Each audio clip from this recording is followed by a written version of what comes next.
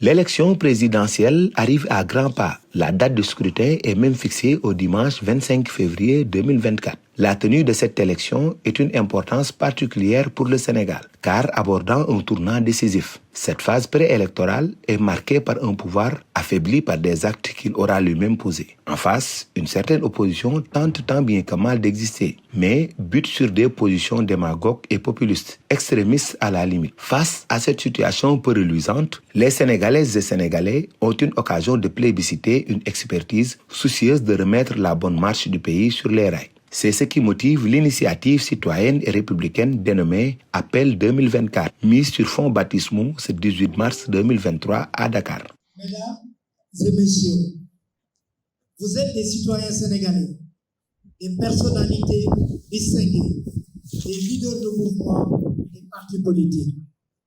À la faveur de la prochaine élection présidentielle, vous avez décidé de la nécessité et de l'urgence d'engager le Sénégal dans une voie de refondation institutionnelle.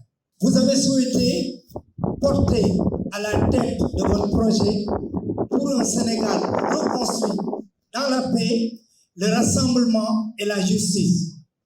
Un homme réputé de parole. Ce sacerdoce sur les épaules d'un homme aux multiples expériences réussies et au parcours professionnel exceptionnel est un viatique contenu dans un serment qui a tout son sens pour qui connaît ce que représente la parole donnée chez Abdoul Mbaye. Un serment que l'ancien Premier ministre du Sénégal a accepté de prêter publiquement. Je jure devant Dieu, devant mon peuple, devant ma famille, et en face de vous qui avez décidé de m'investir de votre confiance que, si par la grâce divine, je deviens président de la République du Sénégal, à la tête de l'équipe qui m'accompagnera pendant mon mandat, je respecterai et ferai respecter la loi. Je réformerai la loi lorsque créée ou modifiée pour satisfaire des intérêts personnels.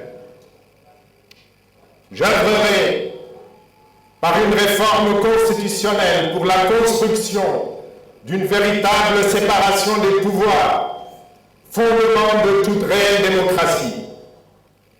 Je soustrairai la justice aux instructions venues du pouvoir exécutif et prendrai toute mesure pour la rendre indépendante des partis.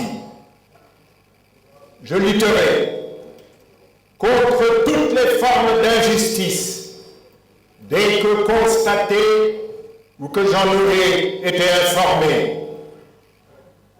Je réformerai le mode du choix et d'élection des députés, afin que le Parlement accueille de véritables représentants du peuple.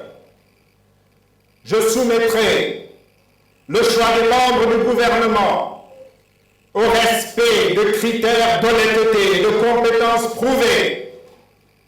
J'élargirai le recours à des critères identiques pour les nominations aux fonctions civiles et militaires. Et l'appel à la candidature sera la règle en ce qui concerne les fonctions civiles. Je soumettrai au principe de redevabilité tout dirigeant public ou gestionnaire de deniers publics pendant l'exercice de ses fonctions, y compris le président de la République. Je renforcerai les bases de nos souverainetés monétaires, alimentaires, sanitaires, sécuritaires et financières. Je veillerai à recréer des marges budgétaires et financières susceptibles d'aider à mettre le Sénégal sur la voie d'une croissance inclusive, partagée et durable. Je redonnerai espoir et dignité à notre jeunesse par l'accès à l'emploi dans le cadre de la construction d'une économie autocentrée. Je renforcerai la protection de l'enfant de la femme et des plus faibles dans la paix, le rassemblement, la fraternité et la justice. Je vous remercie. Cette investiture qui a vu la participation des forces vives de l'initiative citoyenne et républicaine Appel 2024 est le premier acte d'un processus qui va, à coup sûr, remettre le pays sur la voie de l'espoir.